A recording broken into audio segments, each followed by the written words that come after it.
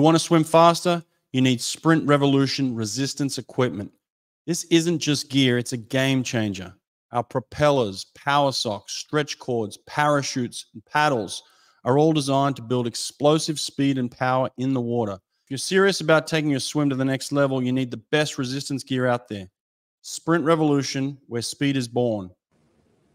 All right, here we go. Torri Huske, welcome to the podcast. How you doing? I'm good. How are you? Good. Thank you. Congratulations. I mean, I was talking to your dad a couple of days ago, and I was saying like Torri was the swimmer of the meet by far in Paris. I mean, what an extraordinary meet that you put together. I mean, you must be still pinching yourself, right? Yeah, it was definitely really amazing. I think that, I mean, I couldn't have asked for much more. So it was incredible. When you are preparing for something like that, especially after trials, let's say, how do you get yourself ready and prepared to be better than you were at trials? I mean, going through the gauntlet at US Olympic trials is tough. You know, just making the team, getting your hand on the wall. Yeah. But then how do you prepare to go faster beyond that? Honestly, I feel like I didn't really make that many big changes before this meet. I think that it was kind of just like doing what you always do. I mean, I made trials, so it was obviously working. I think that maybe there's that little bit of like mental aspect where I maybe dial in a little bit more like during practice, but it's not really like I'm like changing anything. Just because you don't want to be changing the things that have been working for you. So I honestly kind of just kept doing what I was doing. You made some significant jumps though, especially in the 100 freestyle, for instance, right? Like that was a huge jump in terms of your personal best, which is awesome. Was that just because you were feeling things at that stage, like things were clicking for you? Yeah, I think that things definitely fell into place at the right time. I had some of the best practices of my life in Croatia, and I think that was a huge confidence boost moving forward. And for the 100 free, I think that that's an event that I'm just learning now how to swim. And one of my friends was like, oh, well, there's no better time to like figure it out than the Olympics. And it's lucky that it kind of fell into place and I kind of started figuring it out then. But I'm as happy as I was with my 100 fly. I think I'm more proud of my 100 free just because that was, like you said, I had a huge time drop with that. And also, I think I finally learned how to execute my race plan and stick to it. And that obviously really helped me. Before in camp, Greg wanted me to focus more on my back half. And so we like would do practices like that and stingers and stuff where that was my main focus because I usually have the front end speed. And during a race, it's sometimes really hard to trust that it will be there. But I think that, I don't remember if this was during trials or if it was during like the prelims and semis of the Olympics, I was going out harder than I did in the final of the 100 free and during those relays. And I was going like the same time or slower. So I think for me, it was just like learning how to trust my speed so that I would have more energy on my back end. Isn't it funny how you talk about trusting your speed? I mean, it's always a process, isn't it? You're an Olympic champion now, and it's still a process of learning and just gathering information and figuring it out. And then as you're getting faster, you're readjusting those thoughts as well. You said something interesting there. Well, interesting to my audience, because whenever you say I was doing some of the best practices of my life in Croatia, my audience is going to be like, all right, what was she doing? So you got to give me an example of something in Croatia, like the last couple of weeks out of the Olympics. Give me an example of a set that you would have done that gives you confidence. So I have like 2 specific sets in mind, and these are repeat sets that we do. The first one was, I think it was just 650s on 4 minutes suited up. So you're like doing these all out.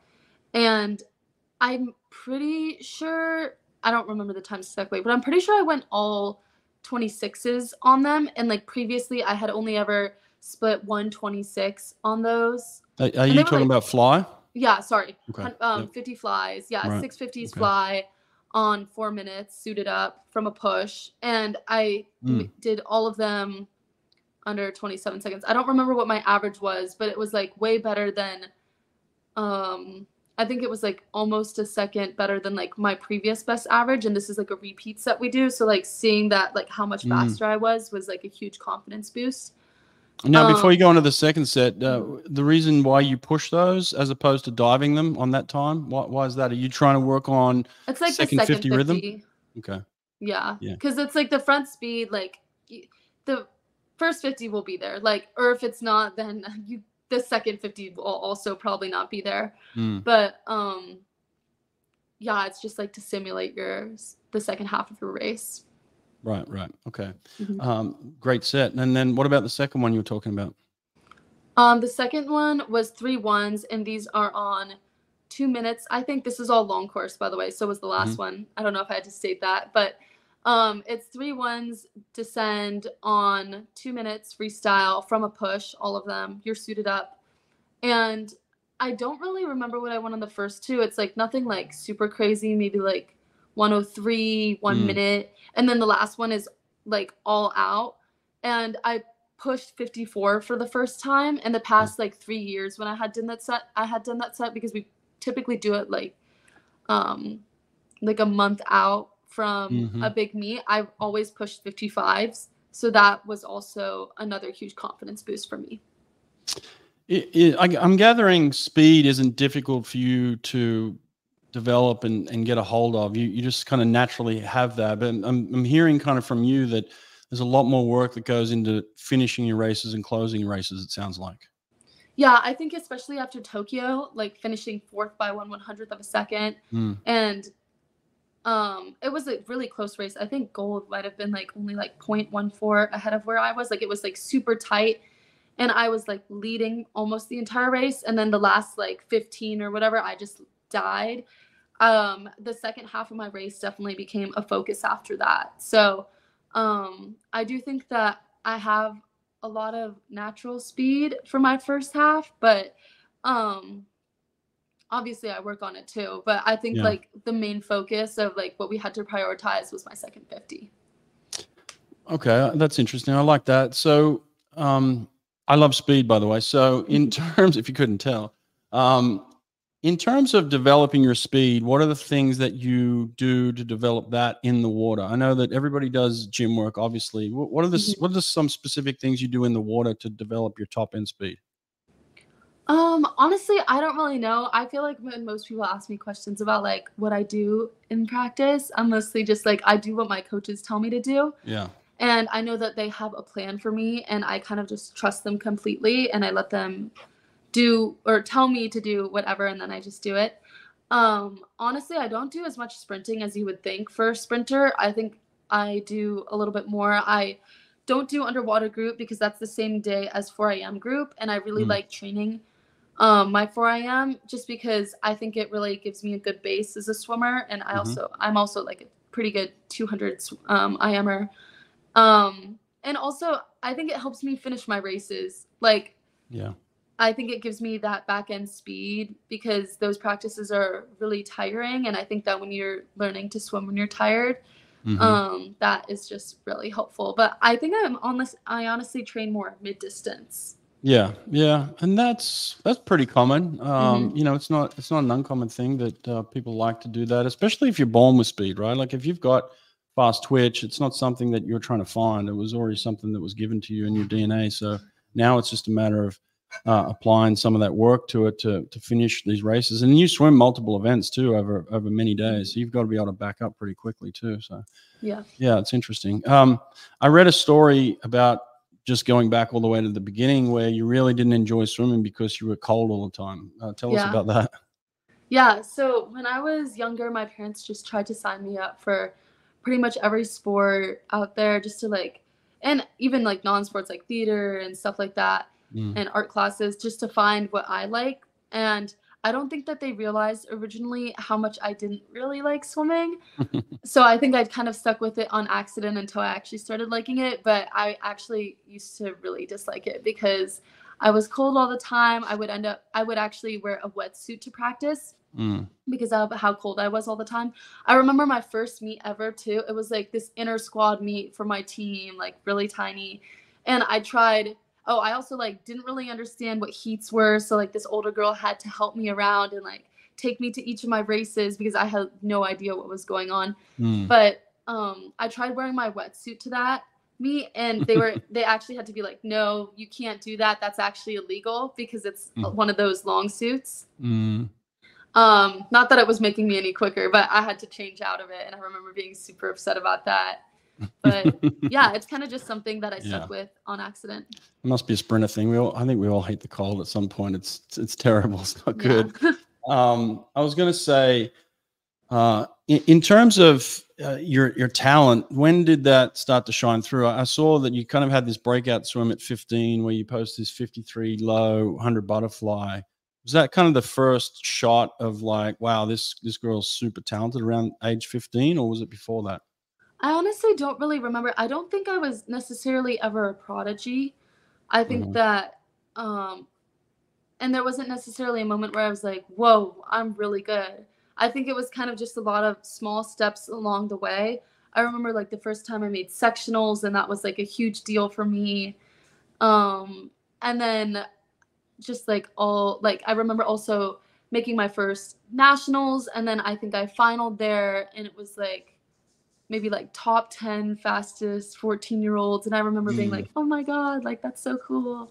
I don't really remember exactly, but I think it was just a lot of consistent growth along the way. And it's like kind of so small that you don't really notice it at the time. But I do remember when I was younger, I never really thought the Olympics would be possible for me.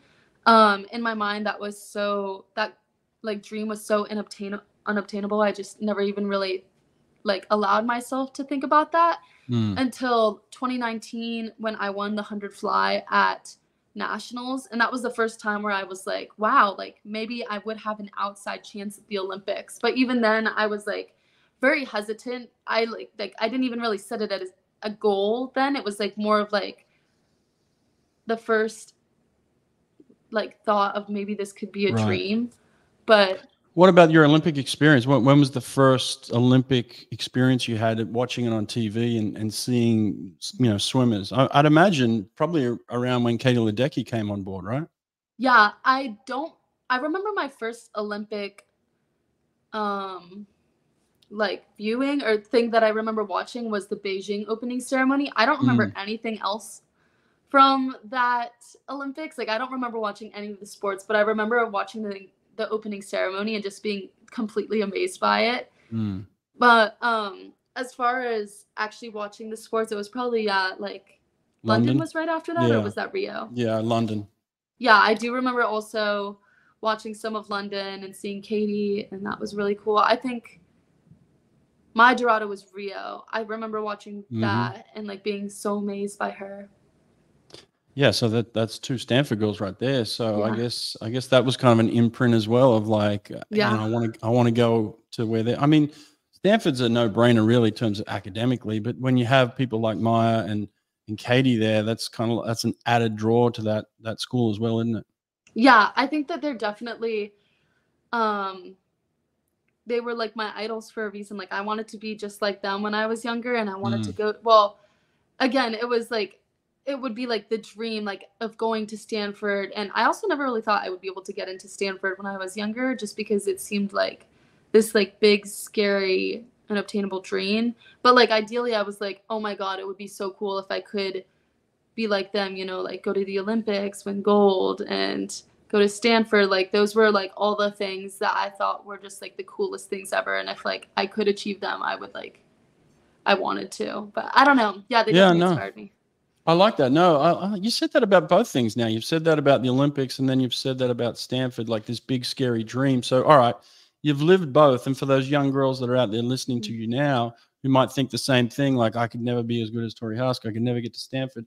Once you're in Stanford and you're there, you see it's different than what you imagined. And the same with the Olympics, right? It's just it's another swim meet. You have to come to terms with it. But what advice could you give to those young girls that are watching who are like, hey, you can get to Stanford. Hey, you can get to the Olympics if that is part of your dream, Yeah. Like I said, I never thought it would happen to me. So if you apply yourself and you work at something that you really love, like you can get way farther than you ever imagined.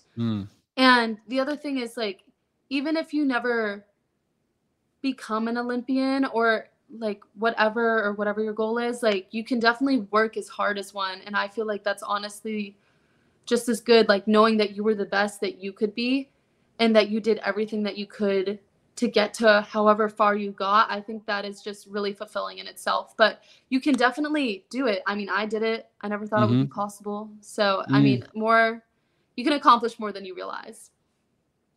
Let me ask you about the Stanford thing, because it is, I mean, it's very prestigious, right? And it's one of those schools that a lot of people want to go to, and they hold it in high regard. Once you're there and you're on campus, what are the things that are real about what you heard about it? What are maybe some misconceptions about being a student at Stanford, for instance? I'm trying to think of misconceptions. I can't think of any right off the bat, but I do know everyone at Stanford talks about floating duck syndrome. And this is where like the duck, it's like feet are moving really, really fast and it's working really hard, but like on the water, you just see it like gliding along the surface and it seems really cool and collected. And I feel like that's how a lot of Stanford students are. Like they seem like they have it all together and everything, but really they're like working really hard and stressing out all the time. So it's very much the same as athletics, right? Like you walk onto the pool deck to line up for a final and you want to pretend you got it all under control, but everyone's nervous and everyone's freaking out, right? Yeah, definitely. I mean, yeah, it always seems like the other person just has it all together and that they're, just calm and collected and ready for it, but they definitely have their doubts too. So I feel like people talk about that a lot at Stanford. Are there things that you've learned through swimming and being exceptional at swimming that you've been able to apply to Stanford or vice versa? Yeah, I think that swimming in general has taught me a lot, mostly about hard work and time management. If you're doing school and school is really difficult, you're balancing the two is gonna be really tough if you have bad management or bad time management. Like you're gonna struggle with it. And I still struggle with it, even with mediocre time management. But that's definitely a skill that I've picked up. And I feel like most student athletes have to pick up if they're going to go through and perform both well in the classroom and out. And then what was the second part? Oh, hard work. I think that, working hard in the pool and out of the pool kind of both translate. There's separation, isn't there? Like we can all do these things realistically, right? Like we all have certain talents for sure, but there are separations when it comes to, we call them sacrifices, but for people like you who, accomplish great things, you don't really see them as a sacrifice. You're like, these are just things I need to do that are necessary in order to be great. So, but other people would say, well, you sacrifice so much, you sacrifice so much social time and this and that. How do you make those agreements and adjustments in your head to say, no, this is what I need to be doing rather than that's what everyone else tells me I should be doing? Yeah, I think that in high school, it was like I just had my priorities and I just stuck to them. Like school was my number one priority in high school and then swimming and then like my social life. And then now I feel like it's swimming and then school and then my social life. But it's just like you have to set your goals, and then if your priorities don't align with them, like they're not real, the likelihood that you accomplish them is pretty low. And it's I'd also, like you said, I don't really think of them necessarily as sacrifices, because at the end of the day, like swimming has given me so much, and because I decide to maybe stay in and recover one night or like during the day, right, like I get to have so many cool opportunities later that like most people don't get to have. Like I just like camp in Croatia, for example, like that is an amazing experience. And like I said, like also the Olympics, obviously, but I just have so many cool opportunities that come my way. And so if you focus more on what your goals are and those opportunities, and like I think that you don't really view them as sacrifices because it just seems so worth it. Also, another thing is that I just really enjoy the process, especially with the girls at Stanford. Like I love training with them. They're like my best friends, and they don't really make it seem like work. So they just make it really fun. Yeah. Yeah. I love that. That's true. I read a quote where you said, even though your dreams don't happen immediately, it doesn't mean they're denied. And that was in relation to finishing fourth in Tokyo and then coming out here and winning in Paris. So what are some of the things you learned from Tokyo that you were able to apply in Paris? Yeah. So the first thing that I think I learned was kind of just like a mental head switch, if that makes sense, when Mm-hmm. I got to the village. Yeah. Because the first time when I made it, um, I felt like I wasn't able to see much past making the team. It Right. was just like the whole goal, everything revolved around making the Olympics. And then once I was there, it like I was still focused, obviously, but like it was just like, wow, like I can't believe I'm here. Like the whole time I feel like I'm like pinching myself because I just can't believe that the Olympic Village is a real place. Like walking around, like you hear so much about it, and then all of a sudden you're there, and it's just very surreal. So I think that this time going into the Olympics, making trial or qualifying for it at trials was like a goal, obviously, but it was Mm-hmm. also like part of the process. Like Right. I feel like I was able to set goals beyond that. And Mm. I think that maybe helped me mentally prepare for it more. And then also, I think I learned a lot just from the disappointment of finishing fourth. Mm. And as much as it stung at the time and it was really devastating, like I remember finishing that race and being like, I will never get that moment back. Like I've been working my whole life for this and I will never have another opportunity like that. Like I wasn't thinking about Paris at the time. It's just like very much living in the moment, and especially like so much can change in 4 years. I didn't know if I would still be like relevant at Paris, if that makes Right. sense. Mm. And um luckily I had another moment in Paris where I had another opportunity. But as much as devastating as it was, I think I kind of needed that, and I had this hunger leading into the next year and the next Olympics, and I think that drove me, and I've never wanted anything so bad in my life, and I think that that kind of just really motivated me leading into the Olympics and also Worlds the next year and all that.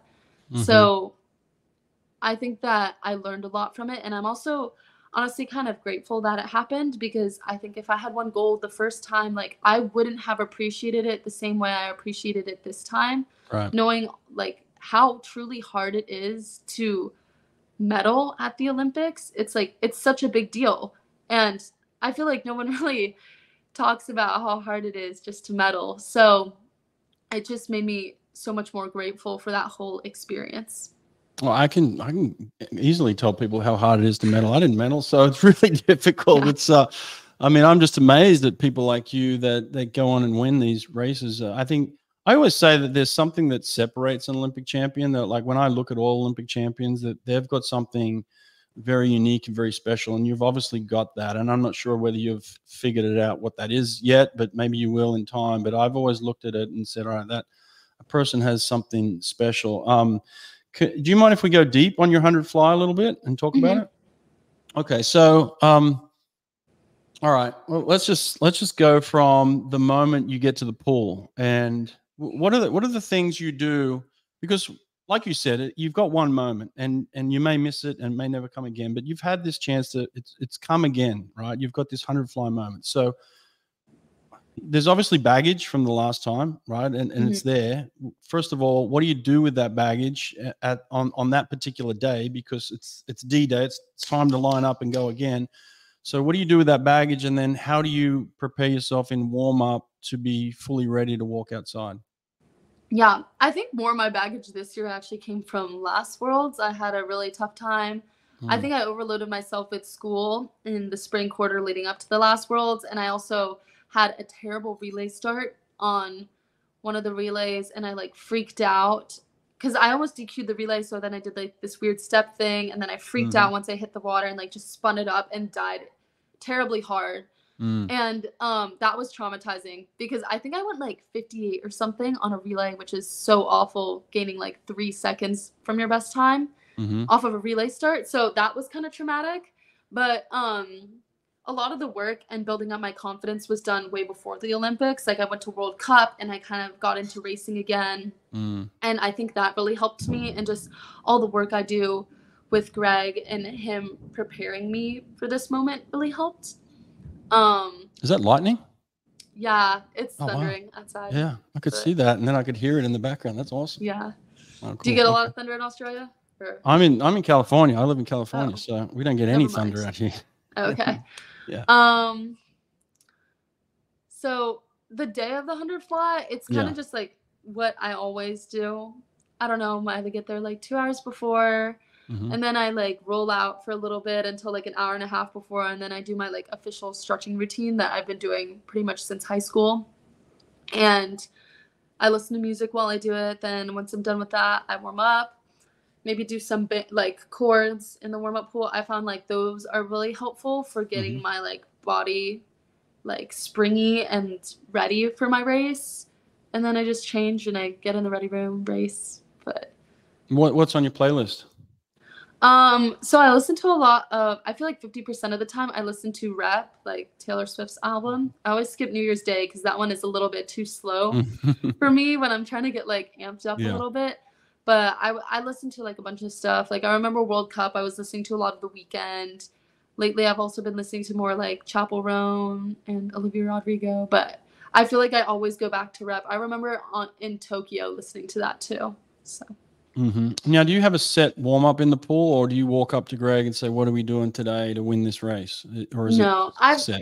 I've been warming myself up for probably since I was like 14 years old, or maybe younger. I feel like I know my body pretty well and what it needs. And like sometimes Greg will make suggestions like, "Oh, we should do an extra like cord thing today," or sometimes, and that's like helpful, like those little like that input. Or if I'll ask him like, "Do you think I should do another start?" But for the most part, I do like a variation of the same thing. I can tell it to you, but it's very flexible and I like change a lot of it depending on how I'm feeling. I usually start with either a 300 or a 400 swim, and then I do like a 300 or a 400 kick, and then I'll do maybe max 3 ones descend, and then I do a bunch of 25s. Like the first ones are usually long and strong, and then maybe I'll do some build and then some fast, and they're all like fast easy. I don't do like usually multiple right into each other. So it's more like 50s and half of it's fast, half of it's easy. And then I'll do some bands and some starts, and then that's it. But like as far as like the number of things and like what stroke, I mean, that all like depends on what I'm swimming. Now, you and I both know that all of that is nonsense, right? Like none of it means anything, because you could just get in the pool, swim up and down. Really what you're doing is you're preparing your mind. Like you know, like you're preparing your mind for something extraordinary, something that's never done before. So while you're doing that stuff, you know, like swimming up and down and loosening up and getting ready, getting the heart rate up, moving, like what are you saying to yourself mentally at that point to get yourself in the right space to perform at the highest level? Yeah, I don't really know what I'm saying to myself. I do know like in the ready room kind of what I'm thinking about. And it's mostly honestly just about like how I'm feeling, and not necessarily like, oh, I'm feeling bad, I'm gonna swim, so I'm gonna swim bad. But it's like checking about like how everything in my body's doing, and like shaking out everything in my legs and stretching. Like if something feels a little bit tighter, I'll just like stretch that area more, just so that I feel like I'm more in control of the situation versus thinking about the outcome of the race. But I think that it's kind of a similar thing in warm up. I'm just kind of like doing the mental checklist of like, okay, like I feel this way, so I have to make sure to do extra of this so that I am ready. But yeah. Now the 100 fly final was interesting, obviously. How much, I don't know if you watch social media, but we had a funny call when you were racing. It was just like, oh my God, she's coming. It was just like, it was incredible. But you know, what I thought in my head was Gretchen was obviously the favorite based on what she had done. But there was this glimmer of it might not go that way. There was kind of this thought of it might not go that way based on what I saw at trials, where Gretchen broke the world record in the semifinal, and then the final was a lot tighter. So I was thinking to myself, all right, Gretchen had a great semifinal, but the final might not go exactly the way we think it might go. Like it might be a much closer race than she wants or we think might happen. And obviously that's the way it ended up. Is that how you were thinking about it? Were you like, I've got a shot here. I think I can run it down? Because it was most likely she was going to be in the lead, but you ran it down. I'm gonna be honest, like I feel like most people who are like competing in the A final, like I don't know why you would count yourself out. Like I think Right. that we're all going there to win, and even when that doesn't happen, like it didn't in Tokyo, like I wasn't going there being like, "Oh, I hope I get fourth today." Like you're not like going in thinking that you're going to lose. Otherwise, I think that's already like that's a losing game. You're going to lose if you think you're going to lose, and you don't always win when you think you're going to win or like when you believe you can, but um your chances of winning are going to be higher if you think that you're actually capable of doing it. So, I So believed did you I could think to do it. yourself then, did you think to yourself, I have to get out harder or I'm going to run her down at the end? What are you thinking? Um, I don't know. I mean, I think I knew that she would be ahead. She is super fast, and I knew that also her underwaters are so amazing, and Hmm. I knew I kind of had to stay with her. But honestly, I think that this goes with any race. Like, it's pretty much anyone's game. And it could have gone either way. It could have been someone else other than one of us, but it just happened to be like me on that day. Um, but yeah, I feel like you should never count yourself out. Yeah, absolutely. I mean, you've proven that for sure. At what part of the race did you realize like I got a chance here? I could win this thing. Like, at what point was that? I wasn't really thinking honestly too much during the actual race. I think that I could like see out of the corner of my eye that it was Mm. incredibly close, but like you can never really tell exactly how close it is during the race, but I knew it was very close. Now you swam super fast. I mean, were you thinking around that time was going to win it? Like, when you swim in a race, you think, all right, this could possibly be kind of the winning range, and is that where you thought it might be? No, honestly, I thought it would be a little bit quicker. Really? We probably all did. I mean, she set the Olympic record in the semi, so in my mind, like the winning time would be a lot quicker. Um, but I mean, sometimes just like in the heat of the moment, it's very different for literally everyone. Like I think last year during Worlds, I remember I think I got third, and I was like shocked I got third because I thought my time was um way slower than I had anticipated. So I Oh, was just really? shocked that I got medaled at all last Worlds. But sometimes in the heat of the moment when you're just racing, it's a little bit different. So It was an epic swim. Did you feel good in that last 15? Like, was that the best you've felt at maybe, or like in terms of just finishing the race? I'm gonna be honest, like I don't really remember the last 15 that much, other than it being really close. Yeah, But I think I kind of blacked it out. really. That's crazy.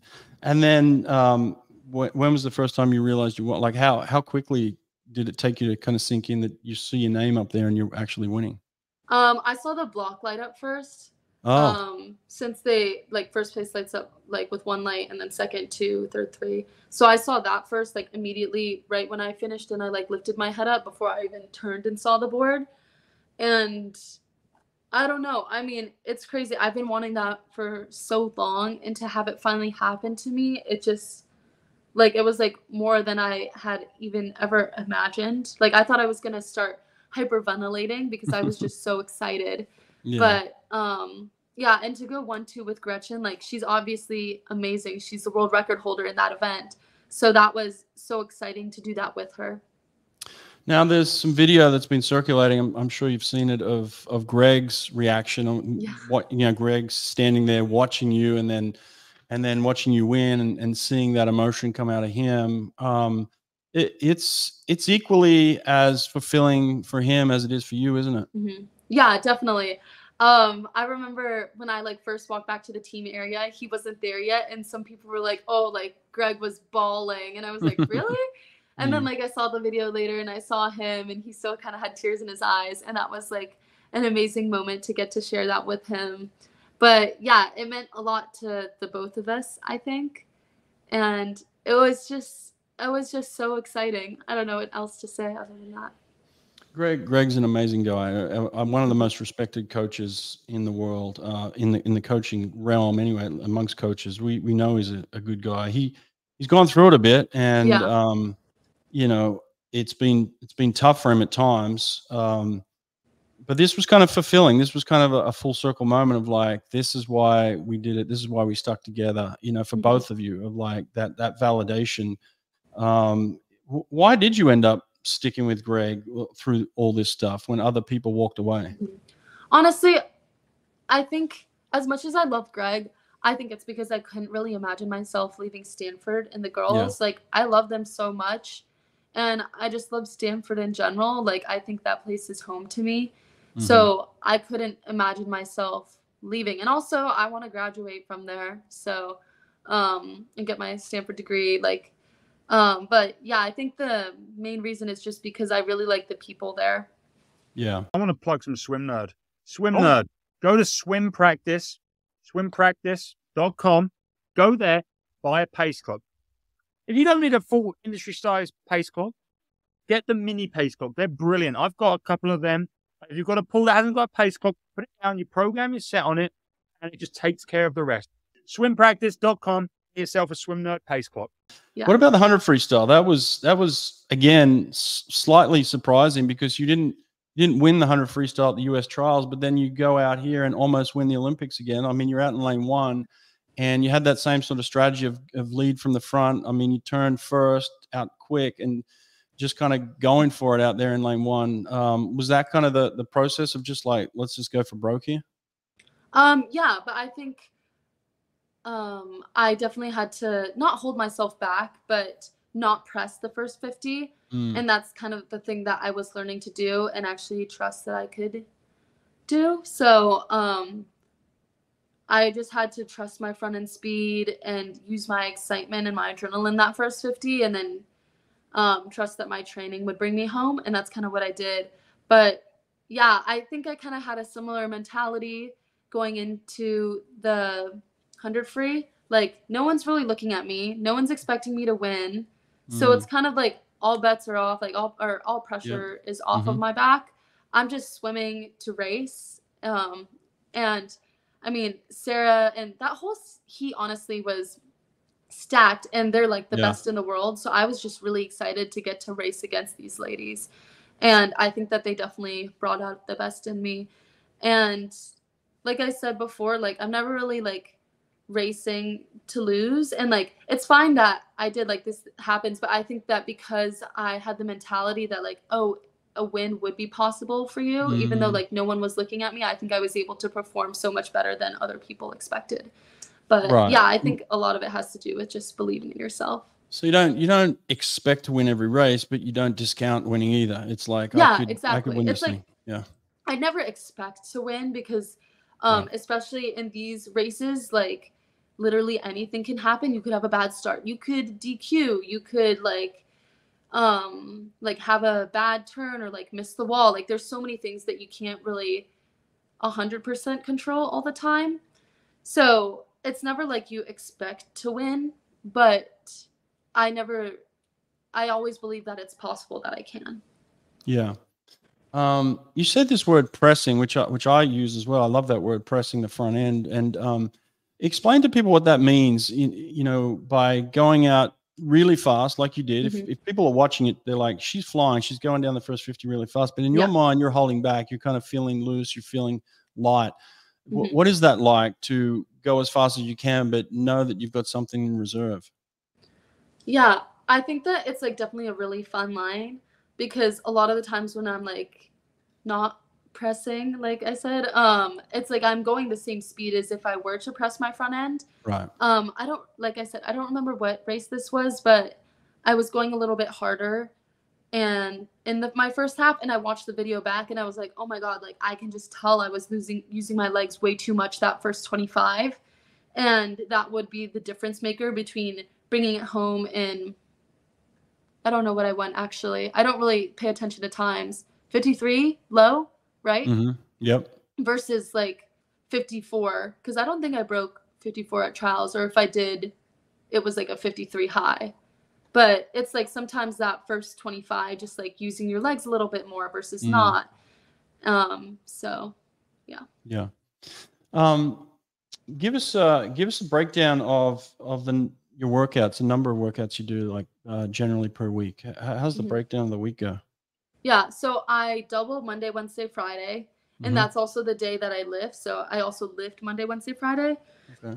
And we swim in the morning, and then we go straight to lift, and then go to school and everything, and then come back later. And then Tuesdays and Thursdays, they're usually like our harder practices of the week, just because we can go a little bit harder since we're not doubling that day. Like Thursday is always IM practice.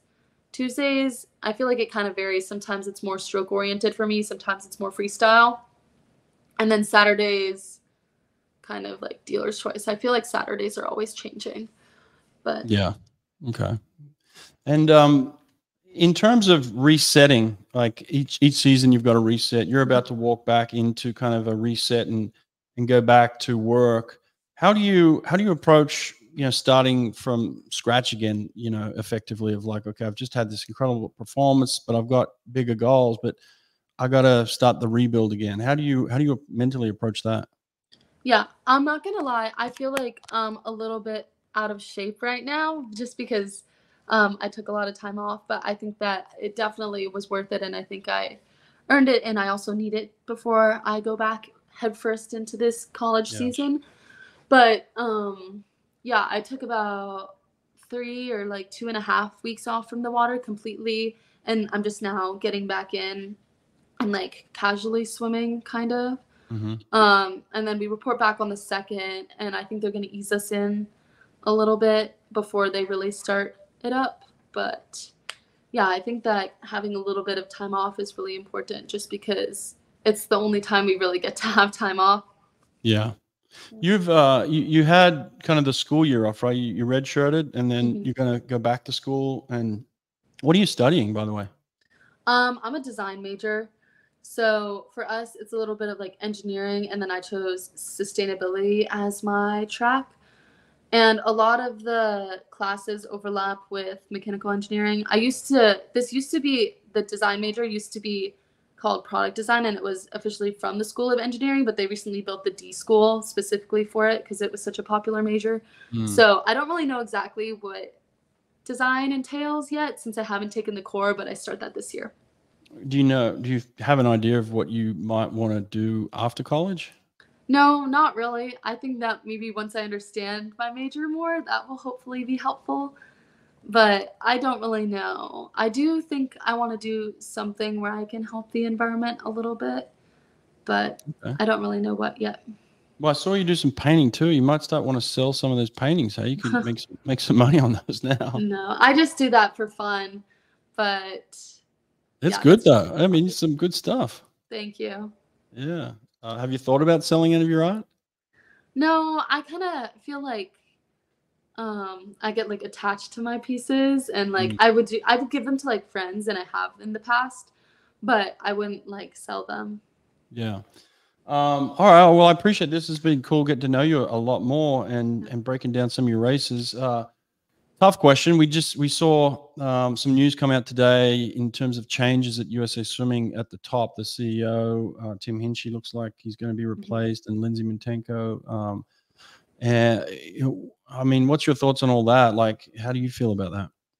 Yeah, honestly, I just like briefly saw an article on that, but you probably know just as much about it as I do, maybe more, because I didn't read the full thing about it. Yeah. But yeah, I don't really know that much about the whole situation. So yeah, I guess they wouldn't have had. I mean, Lindsay may have had some impact in terms of what you did in Paris and stuff, in terms of management and stuff, but it doesn't really affect you much. You just turn up, you're there with your coach, you swim, and that's it. I mean, the rest of it, it's not going to matter too much, I guess. But yeah.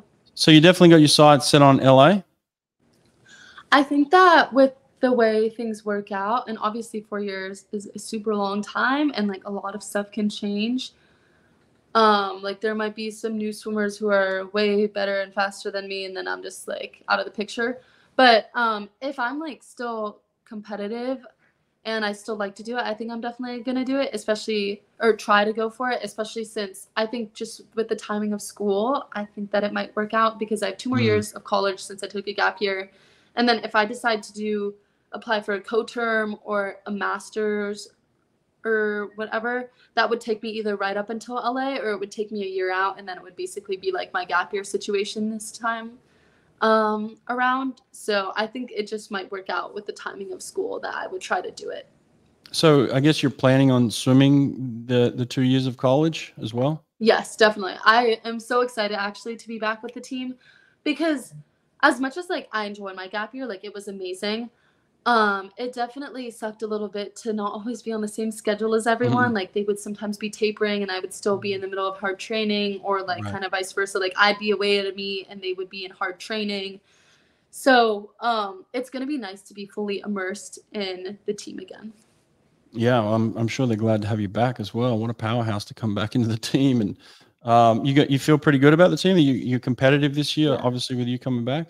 Yeah, I'm actually so excited, especially after seeing how they performed last year on the team. Like they didn't even need me. I feel like with Pac-12s, we had a super small team, I will say. Like we couldn't even fill up a full roster, but they performed so well. Like I think that had to have been one of our better. I don't know if I would say best just because I don't know what it was like before I was on the team, but at least when I was on the team, I think that was one of the probably the best like Pac-12s and NCs I've ever seen the team do as a whole. Like there were so many best times and there were so many individuals who placed in finals. So that was really exciting to watch.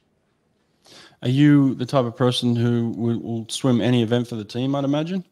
Yeah, I would. I don't know what events I'm going to be swimming this year.